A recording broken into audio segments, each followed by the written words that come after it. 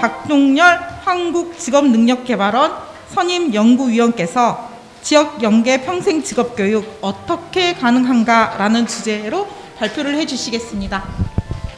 제가 아마 갑자기 평생직업교육이라고 하는 부분이 나와서 좀 의아해하실 부분이 있을 것 같습니다. 그래서 제가 두 가지 관점에서 이 자리에 아마 오게 된 것 같아서 말씀을 좀 드리려고 합니다.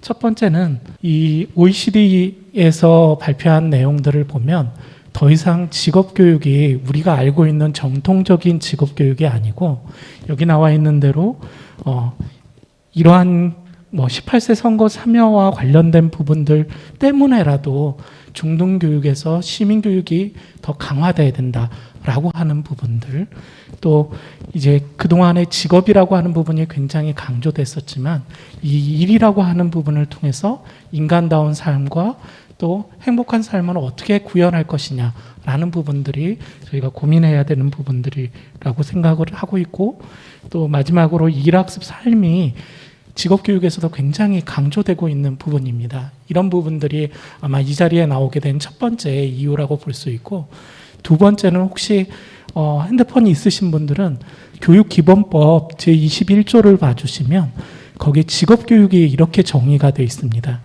학교교육과 평생교육을 통해서 직업 소양과 직업 능력을 향상시키는 교육을 구현할 수 있도록 해야 된다라고 되어 있습니다. 결국은 직업교육이 평생교육과 아주 긴밀하게 연계돼서 가야 되고, 그 중에 직접적으로 연계되는 부분이 평생교육 프로그램 중에 하나인 직업능력 향상교육이라고 하는 부분을 어떻게 직업교육기관과 또 평생교육기관이 더 연계해서 갈 것이냐라는 부분들 때문에 아마 이 자리에 온 것 같아서 그런 관점에서 좀 말씀을 좀 드리려고 합니다. 이 부분은 제가 15분 정도의 시간을 배정을 받았기 때문에 자료를 가지고 이렇게 봐주시면 좋을 것 같습니다. 이 중에서 중요한 부분은 결국은 이러한 여러 가지 변화를 봤을 때 직업교육이 더 이상 숙련 중심의 근로자들이 이 스킬과 관련된 부분뿐만 아니라 시민으로서 인간다운 삶을 어떻게 누릴 수 있느냐라고 하는 이런 부분도 굉장히 중요해지고 있다라는 것을 좀 말씀드리려고 좀 정리해서 제시를 해드렸습니다.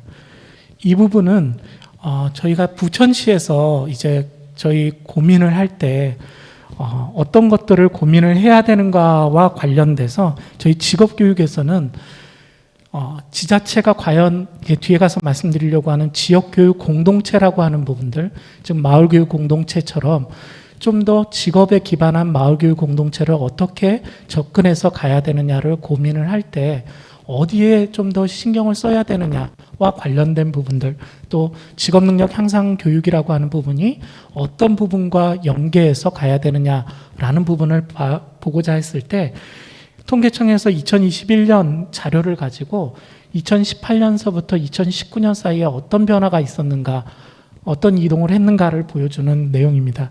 그 중에서 중요한 부분은 저기 나와 있는 대로 첫 번째 신규 진입자라고 하는 사람들과 이동자라고 하는 청년에 대한 집중적인 지원이 필요하다라는 부분입니다. 이건 직업교육뿐만 아니라 평생교육에서도 직업능력 향상 교육과 관련된 부분에 우리가 어느 쪽에 좀 포커싱을 좀 맞춰서 같이 연계해서 가야 되느냐를 보여주는 부분이라고 볼 수 있을 것 같습니다. 또 특히나 잘 아시겠지만 중소기업에 재직하고 있는 또는 성인 학습자라는 부분들이 실질적으로 88%에 해당되는 이런 중소기업 근로자 또는 성인 학습자가 있기 때문에 이 부분도 저희가 같이 고민을 해야 될 부분이 아닐까라는 생각이 들어서 잠깐 말씀을 드렸습니다. 우리나라의 그 국가의 국민, 시민들이 가지고 있는 특성 중에 하나가 여기 보시면 월드 밸류 서베이라고 해서 세계 가치관 조사가 있습니다. 이게 100여 국국을 국가를 대상으로 해서 81년서부터 2020년까지 한 부분인데 국가별로 소득 평등에 대한 그 국민들이 가치관을 정리한 겁니다. 그 내용을 보면 소득을 평등하게 하는 부분에 대해서 찬성하는 비율이 한국은 23.5%이고 또 불평등에 찬성하는 비율이 58.7%입니다. 이거는 뭐를 의미하냐면 우리 국가 시민들이 능력에 따라서 소득의 불평등은 어느 정도 인정을 하고 있다라는 부분입니다. 근데 유럽이나 중국을 보시면 좀 이거를 보시면 평등에 찬성하는 비율이 유럽, 독일 같은 경우는 당연하다고 생각되는데 중국 같은 경우에도 소득이 평등해야 된다라고 하는 비율이 굉장히 높습니다. 그리고 불평등에 대해서는 굉장히 낮은데 우리나라에서 국민이나 시민들이 생각하는 그런 소득 평등에 관련된 부분에 불평등에 찬성하는 비율이 점차로 더 늘어나고 있다라는 겁니다. 이 부분에 대해서는 저희가 좀 더 여러 가지 제도적인 부분이나 그런 부분을 논의를 해야 되겠지만 저희가 가지고 있는 당면한 문제가 저 가로를 보시면 우리 국민들은 절차의 그 정당성은 불평등은 불공정은 참을 수 없지만 결과의 불평등은 인정하고 있다라는 겁니다. 다시 말씀드려서 이 부분이 우리가 평생교육 또 직업교육에서 단순히 결과의 불평등을 어떻게 해결하느냐라는 문제뿐만 아니라 이 절차와 관련된 불공정을 어떻게 해결하느냐라고 하는 두 가지 문제를 같이 해결해야 된다라고 하는 부분이 저희가 고민해야 될 부분이고 그게 아마 부천시에서도 아마 고민하고 있는 부분이라고 생각이 됩니다.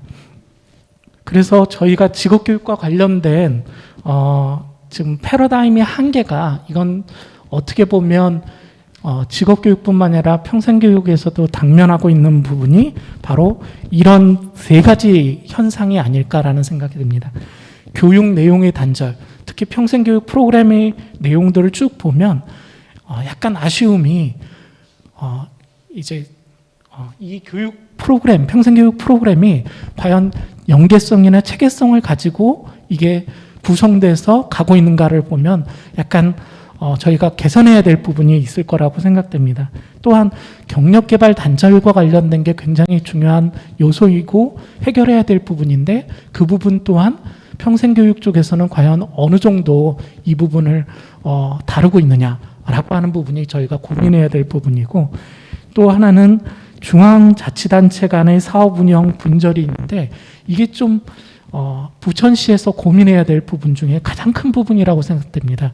왜냐하면 중앙부처에서 기획을 하고 운영을 지자체에서 하는 경우 또 협력을 해서 하는 케이스 모델 그리고 지자체에서 자체적으로 개발을 하고 운영하는 세 가지 유형이 있는데 이 사업들이 굉장히 분절적입니다.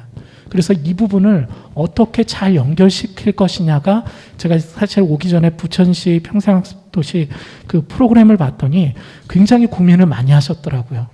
그럼에도 불구하고 제가 세종시에 살고 있는데 세종시 제 아는 분이 이렇게 봤더니 이 평생교육 프로그램과 관련돼서 이 중앙에서 하는 부분과 지방자치단체에서 또 기초자치단체에서 하고 있는 이 프로그램 간에 과연 얼마나 시너지 효과가 있도록 유기적으로 구성돼서 진행되는가를 보면 약간 개선해야 될 부분이 있다라고 이렇게 판단이 됩니다. 부천시 거는 아직 제가 깊숙하게 못 봐서 모르겠지만 하여튼 제가 살고 있는 곳은 좀 그런 부분이 있어서 좀 아쉬움이 있었습니다. 또 하나는 직업교육과 직업훈련 또 평생교육 간에 이런 분절이 있습니다. 직업능력 향상 교육과 관련된 프로그램을 과연 어떻게 연결시키고 있는가를 잘 살펴봤는데 거의 좀 아쉬움이 많았습니다. 그래서 그런 부분들을 어떻게 할 것이냐와 관련해서 실제로 이제 지금 논의되고 있는 것 중에 하나가 평생교육법과 이제 직업교육과 관련된 기본법에 대한 논의가 지금 되고 있습니다.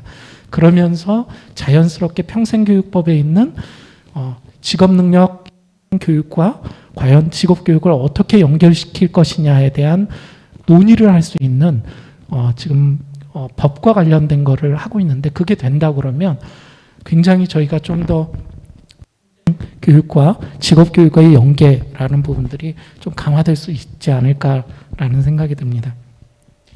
또 하나는 아마 지금 고민하고 계신 것 중에 이 직업교육 참여기회의 불평등, TBT 디바이드처럼 평생 교육에 참여하는 사람들을 폭넓게 하고 싶지만 실질적으로 보면 굉장히 제한적으로 이렇게 참여하고 있는 부분인데 이런 부분들을 어떻게 폭넓게 갈 것이냐라고 하는 부분들이 저희가 고민해야 될 이슈가 아닐까라는 생각이 듭니다. 그리고 마지막이 일자리에서의 불평등인데 이게 부천시도 아마 이런 고민을 하고 계실 겁니다. 지금 인구가 부천시는 아주 변동이 이렇게 많이 있는 편은 아닌데 지역 인재를 어떻게 지역에 안착시킬 수 있느냐. 이게 굉장히 중요한 아까 이수 교수님께서도 강조하셨던 양성된 인재 또는 평생교육사처럼 양성된 인력이 배치나 아니면 자리를 잡기 위해서는 단순히 일자리만 해서는 청년들이 그 지역에 안착하기가 굉장히 어려움이 있습니다. 그건 뒤에 지역교육 공동체에 관련된 부분을 말씀드릴 때 다시 한 번만 말씀드리도록 하겠습니다. 여기 보시면 제가 한 99명의 그 품질 명장들을 대상으로 해서 한 3개월 인터뷰에서 나온 그 표입니다. 이 안에 내용을 보시면 1단계, 2단계, 3단계가 있는데 결국은 아까 말씀드렸던 대로 우리가 지금 가지고 있는 한계, 미래에서는 학위가 그렇게 큰 역할을 하지 않을 거라고 그러지만 실질적으로 이렇게 보면 학위와 관련된 부분을 포기하기는 어려운 지금 상황입니다. 대치제가 없기 때문에.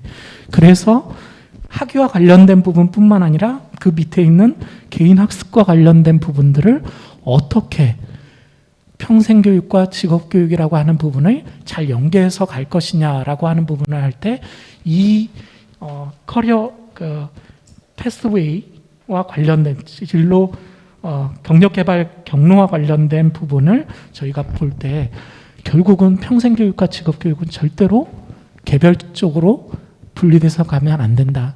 같이 가야 된다라는 부분들을 보여주는 표라고 볼 수 있을 것 같습니다.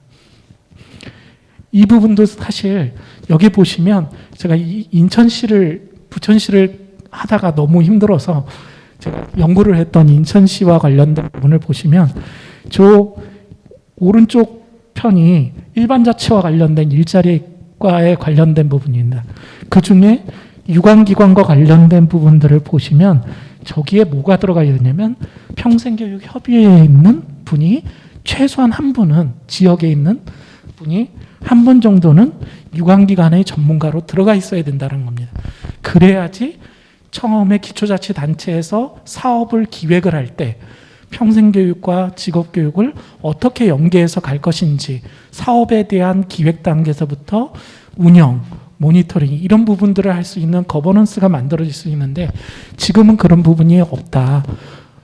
좀 아쉬움이 있어서 이런 부분도 부천시에서 한번 고민을 하셔서 초기 기초자치단체에서 부천시에서 운영하는 사업들이 굉장히 여러 가지가 있습니다. 그 사업들과 관련된 부분을 연계해서 할 때 평생교육과 관련된 부분 또는 직업교육과 관련된 부분을 어떻게 계획 단계에서부터 갈 것인지에 대한 거버넌스를 고민할 때 이 그림을 한번 보시면 좋겠다라는 생각이 듭니다. 저는 사실 직업교육이 이제 많이 변화가 되고 있습니다.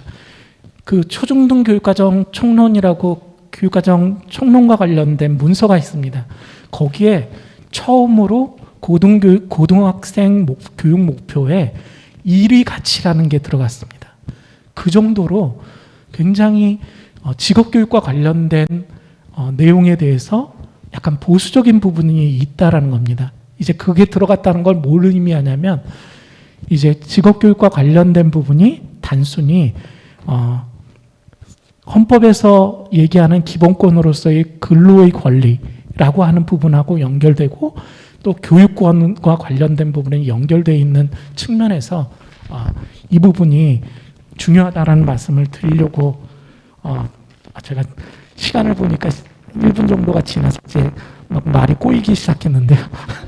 제가 딱 2분만 말씀을 드리고 하도록 하겠습니다. 저는 아까 말씀드렸던 대로 지자체가 관심 있는 부분은 여기에 빨간색으로 돼 있는 새로운 틈새 시장의 발굴과 함께 지역 인재를 어떻게 지역에 안착시킬 것이냐라는 부분들을 같이 고민을 해야 된다라고 하는 부분이고, 그걸 위해서 여기 보시면 지역교육 공동체와 관련돼서 이일학습 중간에 있는 이일학습 3과 관련된 부분을 할 때 더 이상 정규교육기관과 그 다음에 지역사회학습장이라고 하는 일부분이 대립되는 것이 아니라 병행을 해서 하나의 지역교육 공동체로 운영이 돼야 되고, 마을교육 공동체 중에 일부가 직업계고등학교가 참여해서 운영을 하고 있듯이 좀 더 마을교육 공동체처럼 밑에서부터 올라온 자발적인 이런 공동체가 좀 더 파워풀하게 갈 수 있는 방법이 무엇인가를 고민해야 될 때가 됐다. 그런데 그 큰 틀에는 같이 얘기할 때는 이제 저희가 얘기하는 이런 KQF나 아니면 이런 신호기제를 보여줄 수 있는, 그러니까 평생교육 프로그램의 좀 아쉬운 점은 자기가 뭐를 들었는데 객관적인 신호기제로 받는 경우가, 서울시 같은 경우는 시민대학과 관련돼서 뭐 이렇게 여러 가지를 받지만 활용성과 관련된 부분은 좀 낮다. 이 부분을 어떻게 이제 정규 시스템과 관련된 부분하고 연결해서 갈 것이냐라는 부분이 저희가 고민해야 될 부분이고요. 마지막으로 저는 이 지금 부천시는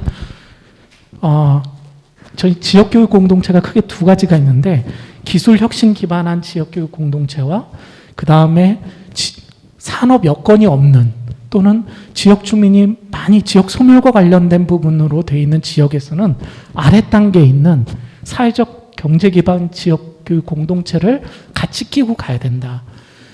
마을교육 공동체가 좀 아쉬운 부분이 두 가지가 빠져 있는데, 고등교육 기관과 그다음에 기업이 빠져 있습니다.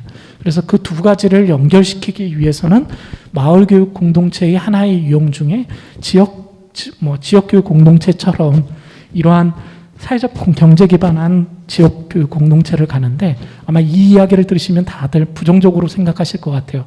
그렇지만 이탈리아나 영국 그쪽을 보시면 GDP 4분의 1, 인력의 거의 5분의 2 정도 되는 형태가 협동조합 기업, 사회적 기업에 근간한 그런 일자리가 만들어지고, 그 일자리에 기반을 해서 교육 시스템이 움직이고 있다는 겁니다. 그래서 그런 부분들을 같이 논의할 수 있는 기회가 이런 자리를 통해서 좀 더 많이 만들어졌으면 좋겠다라는 말씀을 드리면서, 좀 더 욕심을 내다 보니까 자료를 많이 만들었는데요. 하여튼 보시면 제가 고민했던 부분들이 많이 있습니다.